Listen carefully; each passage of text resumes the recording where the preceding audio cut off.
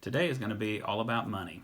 Now, we actually have being hosted at our city today at the Civic Center, Northwest Arkansas Growing Communities, which we're going to be talking with several cities around Northwest Arkansas, smaller cities, about what we've done over the last 4.5 years in the city.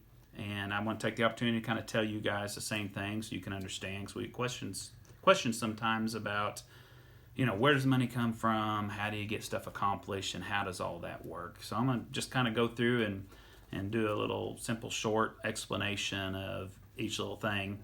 And first I'll kind of go into, there's three main things that we get, and one is grants and donations, the other one is bond money, and then the third one is taxes and fees. And that's kind of where the city gets the money to operate and to accomplish things. And so I'll start with grants and donations first. And in our grants and donations, we've received about just shy of $2.3 million in the last 4.5 years. And most all of that is earmarked or is for a specific thing. So, for example, we've received for the fire department just under $200,000. So that would be used for a specific item or a specific type of equipment or something that can only be spent on. We've also received just under $1 million for sidewalks and trails. Again, that money can only be used to put in a new trail or a new sidewalk. And then we get donations too. We've had donated money for certain items such as breathing equipment for the fire department. Another part of our trail system, we've had donated money. And that's what we help to go with our actual bond money to make the money stretch as far as we possibly can. And 2.3 or just shy of $2.3 million has helped us a lot to accomplish a lot of what we've accomplished over the last 4.5 years. So move on to bond money. So bond money is money that has to be paid back from a specific item. So a tax bond money would be a tax that the voters approved that can only go towards that bond. And then that bond can only also be used for the specific items passed by the voters.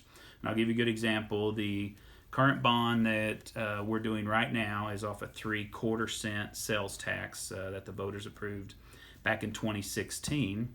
That was off of a bond that was before that the voters also approved, or we had spent just over $3 million rehabbing all the city sewer and water lines in several areas of the town.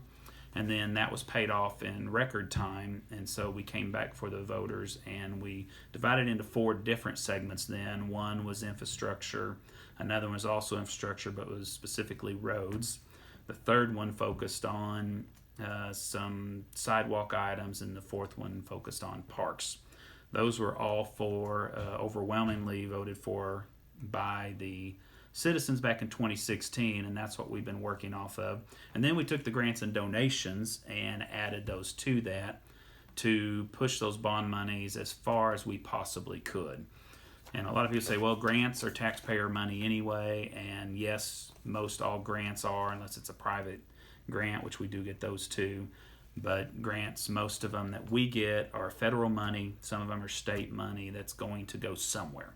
It's going to go to another city or to another organization if we don't apply for it. And so we do. We apply for whatever we can. If they do away with it, I'm also fine with that. We won't apply for it.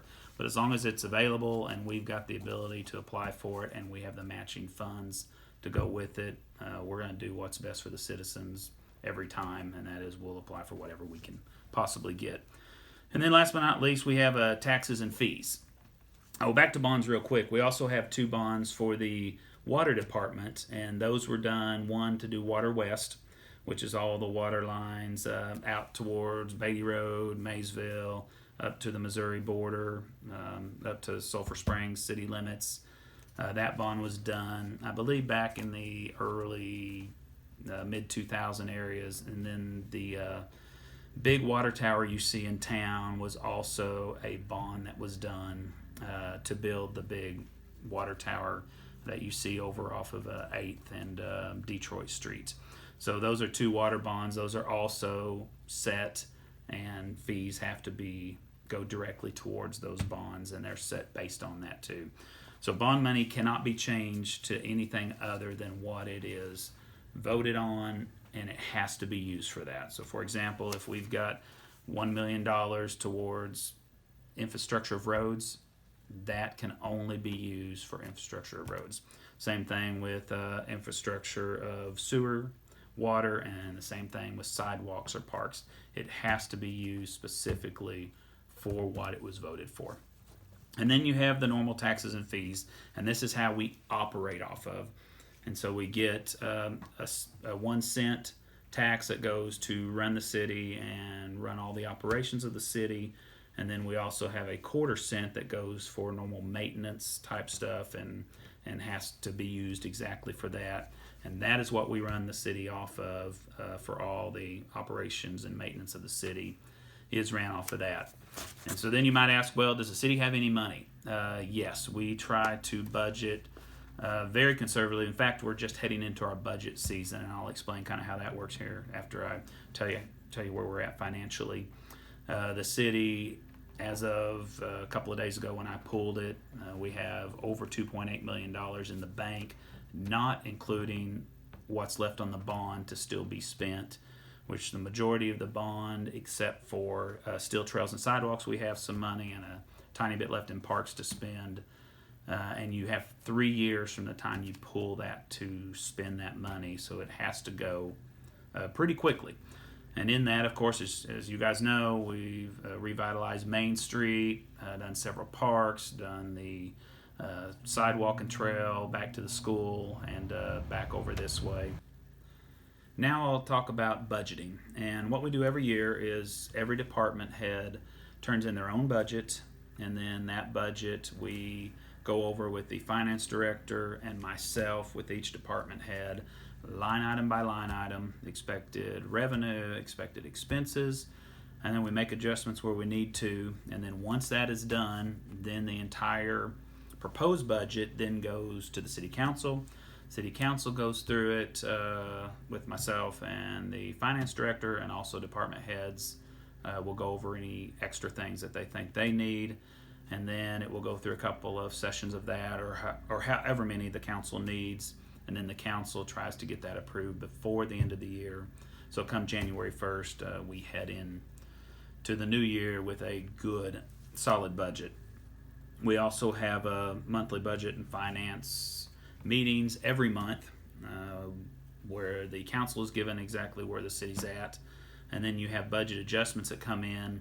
Normally, we try to be as conservative as possible on our revenue and our expenses. So we've had several revenue increases this year because the city's growing faster than we expected, which is good.